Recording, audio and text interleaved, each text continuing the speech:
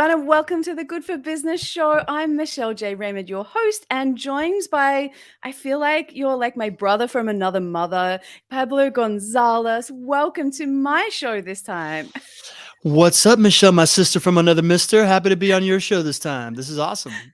I know. And we had so much fun last time that we spoke about this because you and I are really passionate about building B2B communities. So I am looking forward to this conversation and sharing your expertise with everybody. For people that haven't crossed paths about you, tell us a bit about yourself. What do you guys do and how do you help businesses? Yeah, somebody that's been obsessed with being friends with everybody I can be my whole life, right? Like, and I was the guy that knew a guy about something forever, way before I was a marketer, and figured out how to basically reverse engineer that as a marketing motion under the fanatical belief that I've had for the last 8 years that community creation is the future of business development. And what I was experiencing in my personal life and the way that it moved my career along about 10 years ago, there was some way to create a go to market motion to do it. And I think it was you that said this on my show, Michelle, right? This idea that when you niche down, one of the powerful things about niching down is that there's always going to be a topic du jour, and if you get really really into a niche, eventually your time's going to be up, right? It's your ticket's going to get called. And very recently, I feel lucky enough that this motion that we do, right, this um, content-led community motion of an internet talk show and repurposing it and how to start building your B2B community is something that I've seen Chris Walker doing for a long time. And now he's talking about it. So all of a sudden it's like coming out of the woodwork that people are talking about this stuff. And it kind of works out perfectly that we're scheduled to talk about it today. So that's what we do. We provide these marketing motions for companies that create community. And it's like a content-led community creation motion where instead of producing content strategies audience in, we do it relationship out. And that creates a much faster feedback loop. It creates a powerful connection on the front end that then makes the marketing material and the growth lever easier to scale on the back end once it starts hitting. Yeah, and it's really amazing. And I feel like we're twins. Exactly what you just raised there. I did a post just yesterday about my journey over the last 365 days, generating 1 million impressions on my personal account. But the journey was starting back, 12 months ago when no one wanted to talk about company pages. I was struggling in my niche. I didn't wholeheartedly believe it there for a while, although something in my gut knew I was onto something and that I should keep going. Fast forward, you talk about topics du jour, company pages are that. I think B2B communities, I'm 100% aligned with you on this one, is that they are shining. And so we're seeing, for me personally, it's where companies get to have heart and soul and they get to shine, not just numbers and facts and figures. So, like in your experience, like why do we build a B2B community? The show today is about taking B2B from commodity to community. But why bother? Why put in all this effort? Michelle, my big aha moment, I think we've talked about this, was at my brother's funeral. 1,200 people showed up to my brother's funeral. And at that moment, I'm in this packed Catholic church, and everything that, from growing up super Catholic to then becoming a teenager that questioned it forever on, everything kind of melted away when I realized this isn't just a church. This isn't my religion. This is my community. And nothing can be more valuable to me than these people over the last 2 years and in this moment. And therefore, I could never walk away from it. And once that clicked in my head, I realized, oh, this solves for churn. This creates LTV. This is something that companies can use to reduce their cost of client acquisition and increase their profitability per client by increasing the lifetime value of it. And once my reticular activator started working, my first thing was like, oh man, this is like what Harley Davidson does, right? Like if I buy a Harley today, I can't buy a Honda motorcycle in 2 weeks because I'm going to lose my friends. So, I'm there.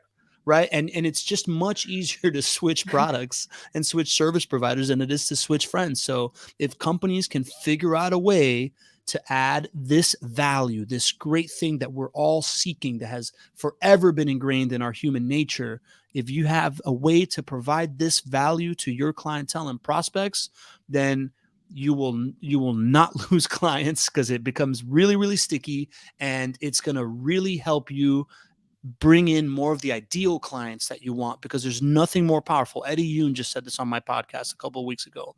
There's nothing more powerful than two super consumers talking about the thing that they're passionate about while another potential super consumer happens to be listening. And if you Yeah. were that thing that they're talking about, it's over. Like, you've acquired that client. Yeah, it makes life so much easier.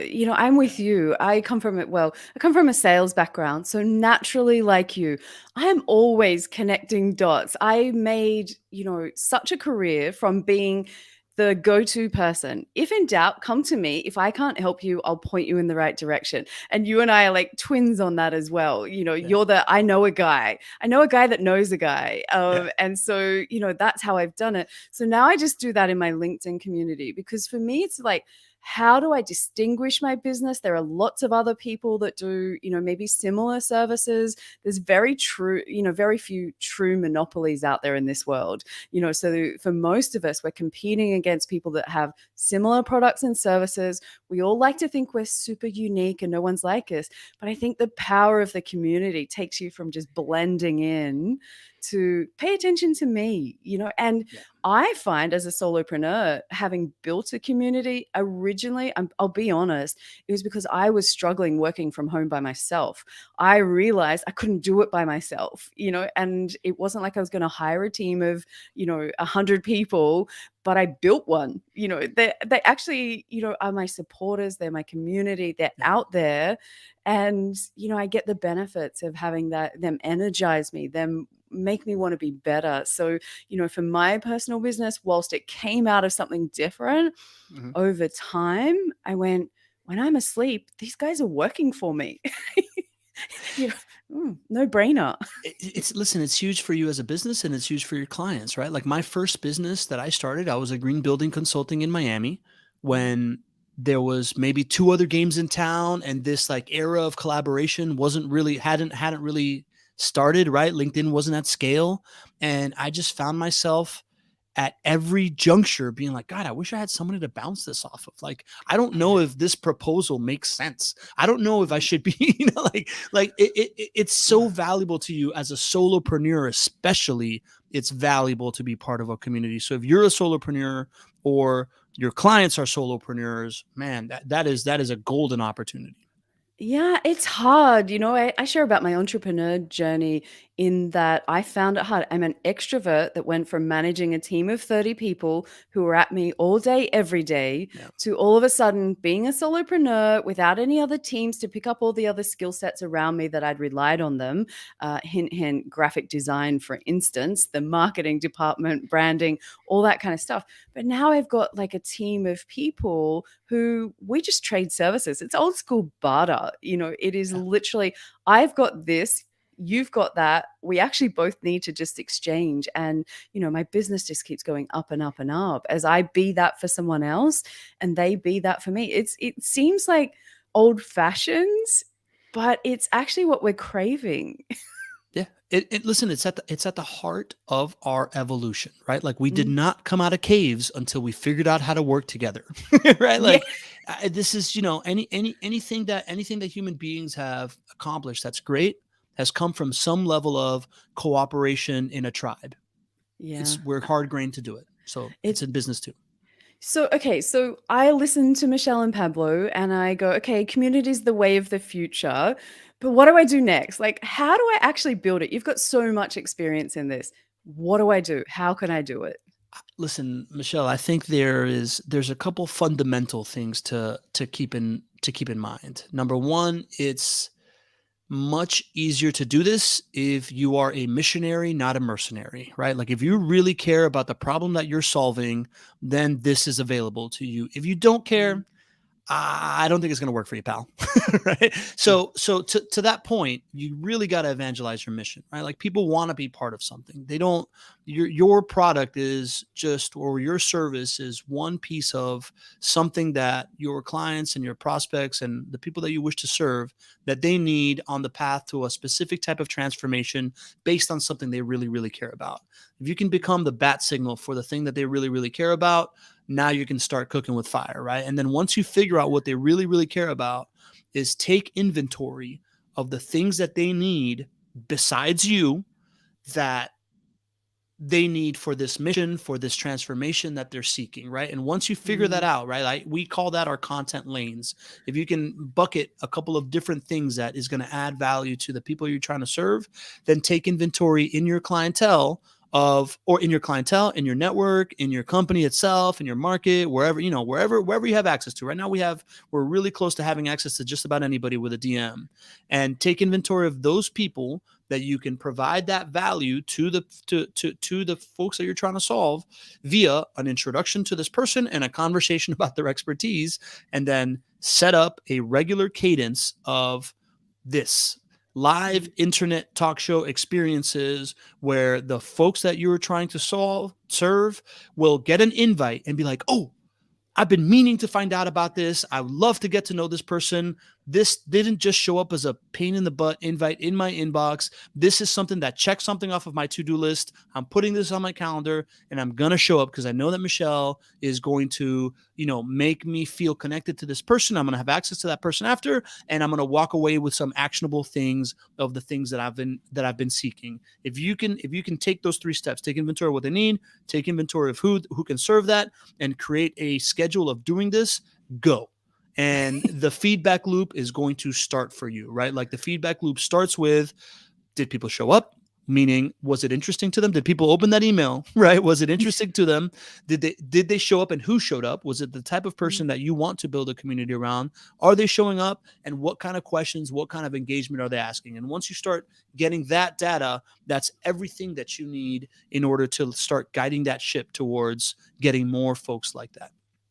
And I am just yes, yes, yes, and yes. That's why I set up the Good for Business show, because I was having amazing conversations with experts around the world that were just setting me on fire.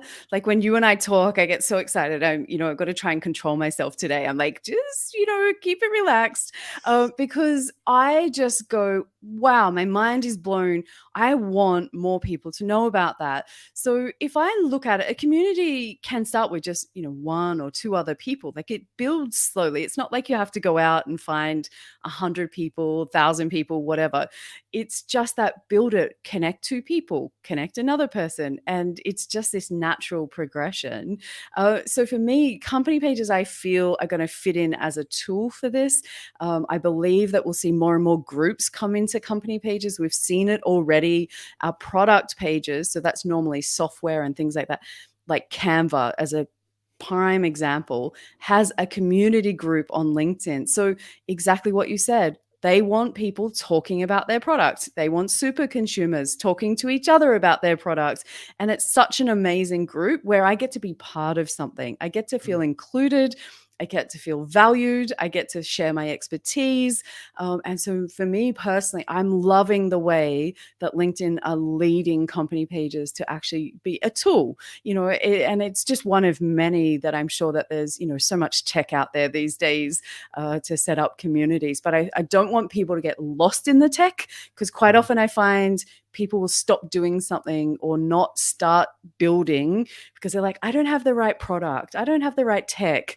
And it's not about the tech. It's about the spirit that you said. Yeah, yeah. And it's the generosity. I think you can't build a community if you don't lead from your heart. And I just mean that because you got to care, because you're going to do a whole bunch of things that you don't get paid for, but you wholeheartedly believe in, is my personal opinion. And I know you share something very, very similar around that. Yeah. So I do LinkedIn live shows, but you do live events, live TV style, is what you set up, like a regular show. Are they like the ultimate for you in building these things, or are they just one part of, I guess an arsenal of tools? We were recently at the Community Leaders Institute Expo in Memphis. My partner went, right? And the state of community is such that what's happening is it's a big tailwinds, right? Like people are looking for community, companies are trying to tap into it.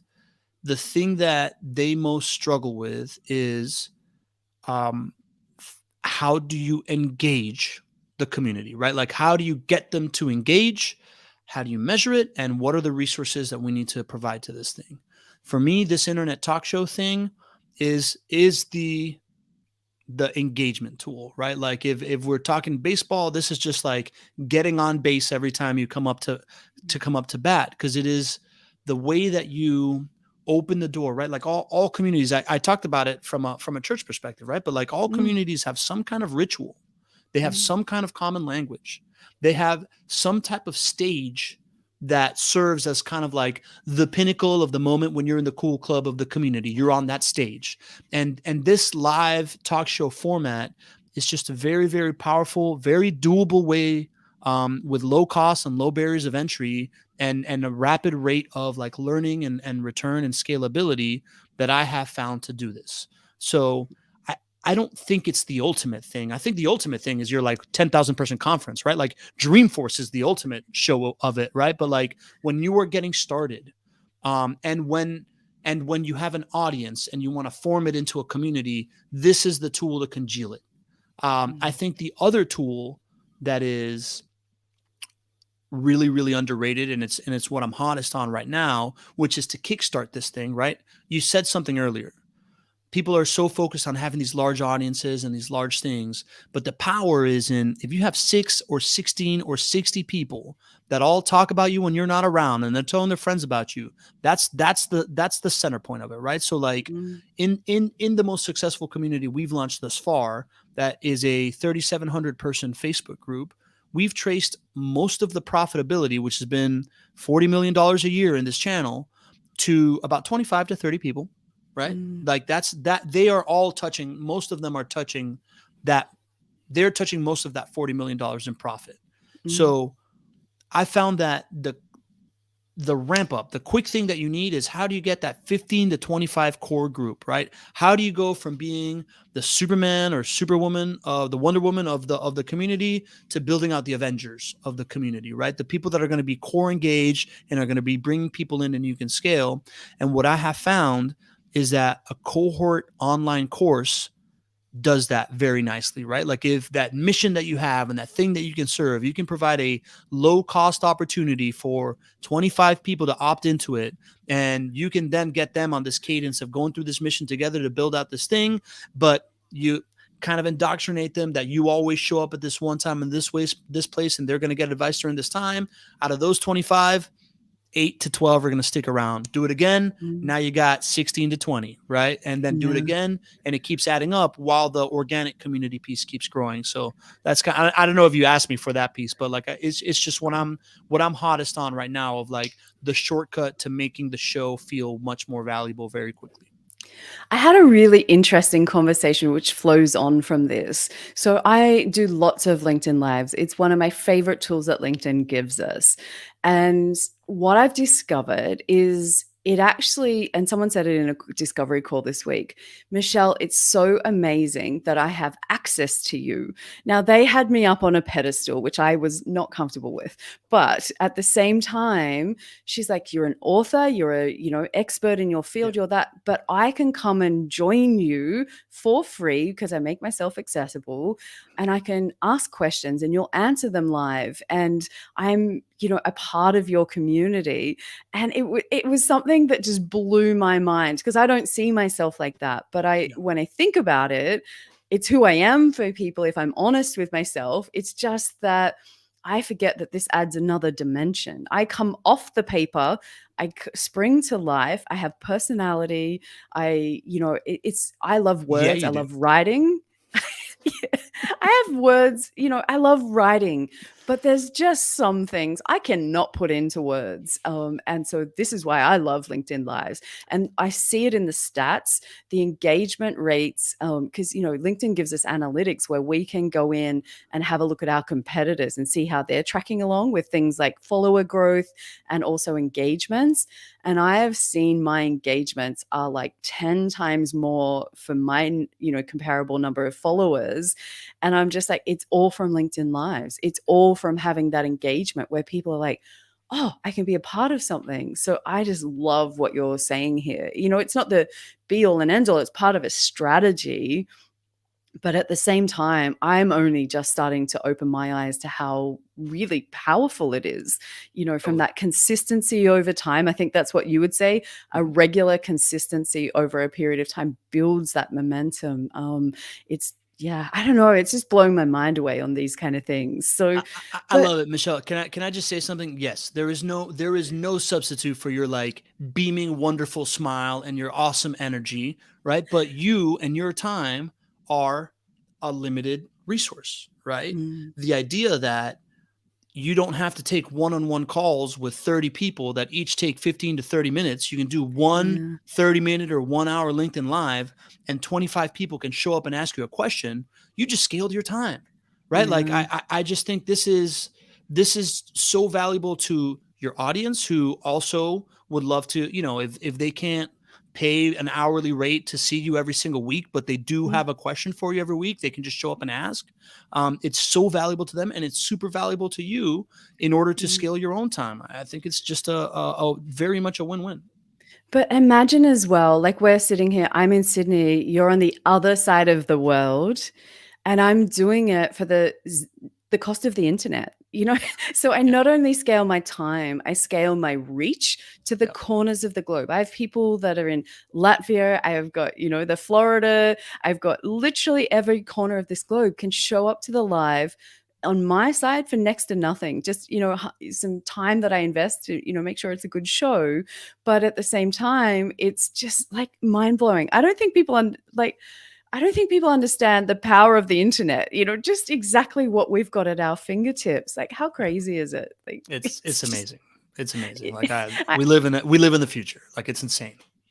yeah. So if I'm going to set it up, like any rookie mistakes, is there any way that you go wrong, or is it just get started and, organically build it? Or would you put some bumper rails in so we stay on track? Yeah, I would for sure bias towards action, right? Like I started my podcast just because I wanted to release this like rapping and ranting kind of like storytelling thing that I did. And I started and I released like 6 episodes and I released this thing and then I did like 2 more episodes and I stopped and then I started and then somewhere along the lines of like building out these communities for people, I'm just like I can't be the carpenter with crappy cabinets anymore. So I started my online show and started trying to do one and then one a month and then two a month. And now I'm doing it every single week, right? Like there's no substitute for getting started.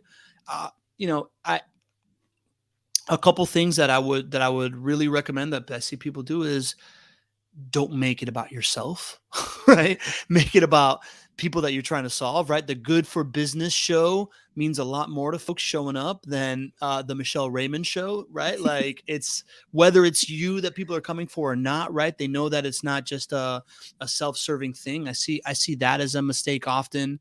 And the more that you can make kind of like the name of the content stream, something that your audience member that you want identifies with whom they want to be, and the person that you ask as a guest sees it as a compliment because you just said I'm good for business, right? Like Yeah. I think that intersection of like that mentality is really really good.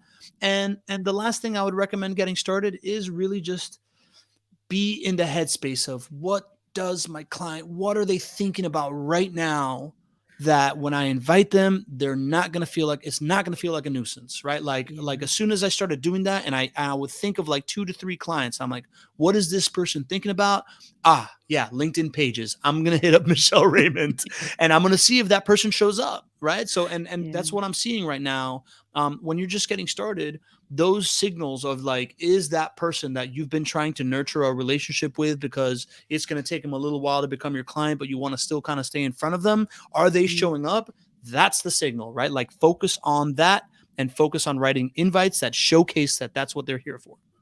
Yeah, and this is the thing. It's just those little actions that over time will add up. And, for me personally, it's literally been in the last couple of weeks. It's not even been a long time where I've actually stopped, had a quick look around me, and went, I'm surrounded by some pretty amazing people. And Yeah. you said it earlier at the, I guess the tool is just a direct message. Just send one quick message to experts all over the world, and mostly you get a response. Like, this is how I fell in love with LinkedIn way back when I was in sales. Is I worked in the beauty space, so I used to sell ingredients that would go into skincare and hair care and products like that. So Unilever, global company, was my local client here in Sydney. Do you think that it was easy to get onto the local Unilever site, which was about a half an hour drive from where I lived? Absolutely not. On LinkedIn, I could reach almost the top of the food chain within Unilever in my space in Europe, North America, everywhere in the world on LinkedIn, just by creating content, had value, Mhm. and just being respectful of them and saying, hey, here's what I can give to you. I'd love to be connected. And so as soon as I realized those gatekeepers, they were gone. They all those traditional barriers, distance, time, travel costs, time, all those kind of Yeah. things, gone.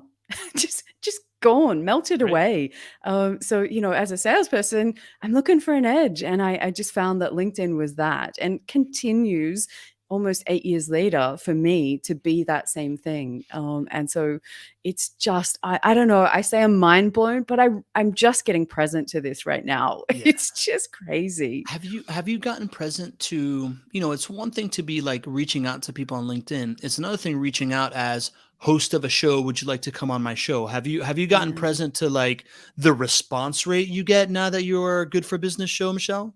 It's really 100%. It is, I have not had anyone say no as yet.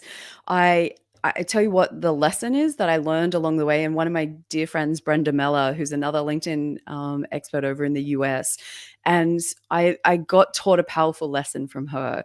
When I first started doing my show, I was a bit, keeping myself reserved, didn't wanna trouble people, didn't wanna reach out, and I really wanted her on my show. We were friends on Clubhouse and had been doing shows, but I wanted her on my live. And I sent her this invite, Pablo. Like, I cringe now. I cringe because what I did is I sent her a message. If you're not too busy, if you wouldn't mind, if you haven't got anything better on, would you mind coming on my show? And she wrote back to me. She says, Michelle, here's the thing. Are you coachable? And I said, 100% Brenda, because I just, think she's amazing. Absolutely. She writes back, I'm the friend that will tell you you've got something in your teeth at the restaurant. And I was like, uh-oh, here it comes. And what she says after that, she says, when you sent me that invite, you made me feel small, and Mm. that you didn't want me on your show. And she said, and this is how it felt for me, and you're better than that. So how about you try again? You send me another invite and recognize your own power and who you are and step into that. Yeah. And then I'll respond to that invite. And I was just like, and I just got it, so it was a lesson that I needed to learn. But now I realize having these conversations, I do get that authority. It's like a big tick that goes beside you. And so it was a lesson. I'm not going to say I got it straight away, but thanks to having a community of Yeah. supporters, bang, I grow. And, the rest, as they say, is history. That's, how I can powerfully invite you to be here. So, and this is the kind of fun part that I love. So is the goal always to monetize a B2B community? Like, or does it exist for other reasons? And if it is to monetize, how would you recommend people go around that? I think there's no business without monetization, right? Like the profit and the revenue allows you to do the cool stuff that you want to bring into the world. Mm, I don't think that the community itself needs to be monetized, but you need to have a strategy that leads to revenue in some way yeah. from this community, right? Like be it Mm, it can be a customer success community where you're mhm, helping customers get better at and feel better using your product or your service and Mm, succeed more with your service, that's an LTV function. It can be a client acquisition channel where, like we said, you are orchestrating conversations of people that really, really like you, to, mixing with people that are interested in who you are and wondering if you are for them, right? Like that, mm, that to me is the best way to monetize the community. Can you provide a community that is so valuable that people actually pay just to be a member of it? 100%, right? yeah, Like I, I'm of the mind that you make that really affordable, but you charge for it a little bit, right? So that people yeah, do have some kind of incentive. It weeds out people that shouldn't be there, right? Like they show some kind of mm, commitment, and from there you have a path to success, and you are over delivering. So I no, I don't know. I don't, when you say should you monetize a community, it depends what you're trying to achieve, right? mm, Like I have a friend that he just gave me a call the other day. He's got this like community around category design, and he's asking me, man, what tech do I use? What platform, like how do I yeah, monetize it? And I'm like, John, what's your favorite thing you're doing? And he's like, well, my favorite thing is that the people that show up to my regular Zoom call, about category design are actually becoming friends in real life, and they're having like experiences that don't have anything to do with me. And I'm like, yeah, that's awesome. What is your what so what are you worried about? He's like, I don't know. Like it feels like if I don't have like a certain amount of number, or it's not spouting off a certain amount of revenue, it's not really worth it. And I'm like, do you really believe that? He's like, no, I don't. I don't really believe that. Thank you for clarifying it. Right. So, like, yeah, you need to figure out a way to fund your activities, right? If you're going to call your own shot and you're an entrepreneur, like stuff has to make sense for you. So mm, your community needs to be intricately tied to revenue in some way, if it's gonna keep you there and not making you sacrifice the sake of your team in order to like have your buddies on the side, right? So like mm. that strategy is absolutely crucial. Does it have to be something that you pay for? It can be, but it doesn't necessarily have to be. Mm. And I think, as you say, it's all about the strategy up front. There is no one size fits all. No two businesses are the same. And this is, you've just brilliantly, showed us how you take a B2B business that's just a commodity. Ultimately, we're all same, and this community and building that around your products. I love the idea of just having all of these, secret army. No one knows who they are, where they are, what they're doing, what they look like, but I've got them literally all over the world. Yeah. And so you will never know who my community is or who those supporters are. But I am getting more and more present to just how amazing these people are for my business. I know that didn't come by accident. I have worked my butt off to build that.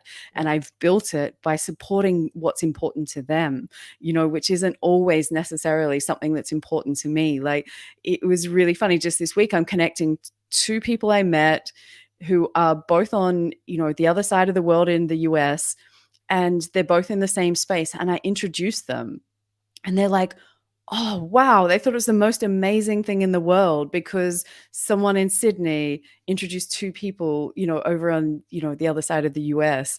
And, this is what you do. The more you help other people achieve their goals, they're going to line up and help you achieve yours. And that's community for me. It's how do we all 100%. work together? Yeah. It's that simple, isn't it? It's Yeah. not complicated. It's not. And listen, those things may not be immediately transactionally profitable, but they have Mm, compounding interest, right? Like the more of those connections that you facilitate, the more people that when they think of you or they see something they'd like, they think of you, the better you're going to end up doing. And that stuff doesn't go away, right? Like mm, that's why I believe that relationships are more profitable than transactions, right? Like if you are always looking for the transactional edge to whatever you're doing, you're not going to build that compounding interest, that like passive income of that a mm, business can actually create. There's no better way to do that than what you said, right? Have this like mm. worldwide kind of like group of people. I always think of did you watch Game of Thrones?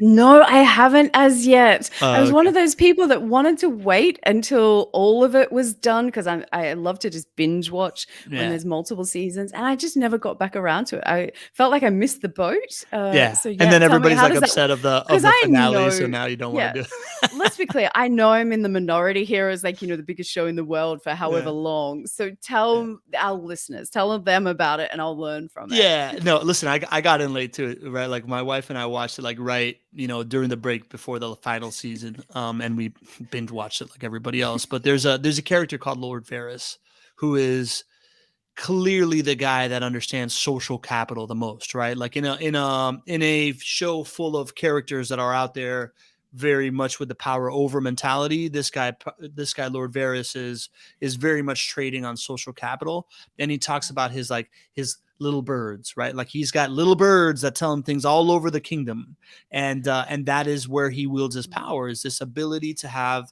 feedback and information and ways to help people based on having somebody in every room that will be activated the moment that something that has to do with you is gonna come up and either recommend you or bring you back that data for you to implement whatever you need to implement. I love it. Now, as we wrap today up, because we're slightly over time, but as we wrap it up, what is your best tip that you want people, if they take away nothing else from this conversation today? Let's just say they're a little crazy and don't, because I've taken away so much. But if there's one tip, you're like, Michelle, I want the people that are listening in, I want them to walk away with this. What is that thing for you? It's just understanding that relationships are more profitable than transactions, right? It's the thing that we hit on last.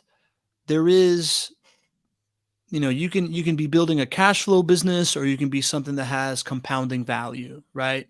And like there's arbitrage business, and then there's like businesses that are creating a data flywheel that end up becoming a moat, that end up becoming the category kings and queens of their industry. In order to do that stuff, relationships are what scales. It is the atomic unit of business, right? Whether it is how you treat your team and how they feel about you, or how your clients treat you and how you treat your clients and how they feel about you, and how your clients interact with each other, right? So lean into the fact that we're playing an infinite game, and lean into this idea that relationships are more important than transactions, and try to find ways to add value to the people that you are trying to serve. And if you can serve the people that hold the keys to the doors that you're trying to access, then you're going to figure out a way to build a great business. Boom, mic drop. Let's just leave it there. I can't add anything better to what you've just shared. So, relationships, relationships, relationships.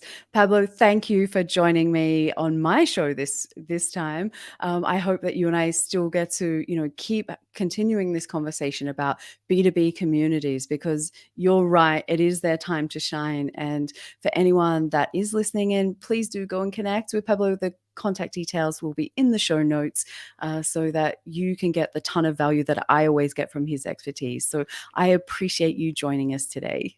You're the best, Michelle. I thank you for giving me the honor of being on your stage, speaking to your community. If you are listening to this and there's anything that I'm dying to be your friend, right? So please connect with me, and let's go. And Michelle, you're the best. Like I really, since you've been on my show, you've stayed present in my life, and you really live this relationships over transactions thing. And I love hanging out with you. So let's keep it rolling. I love it. Thank you. Me too, because we just, like I said, it was like, oh, this person really gets me. And that's the power of relationships. When you find the one, you're going to cling on to them. So you're stuck with me. So on that note, Love I'm it. going to end before I sound creepy or something. All right. Cheers.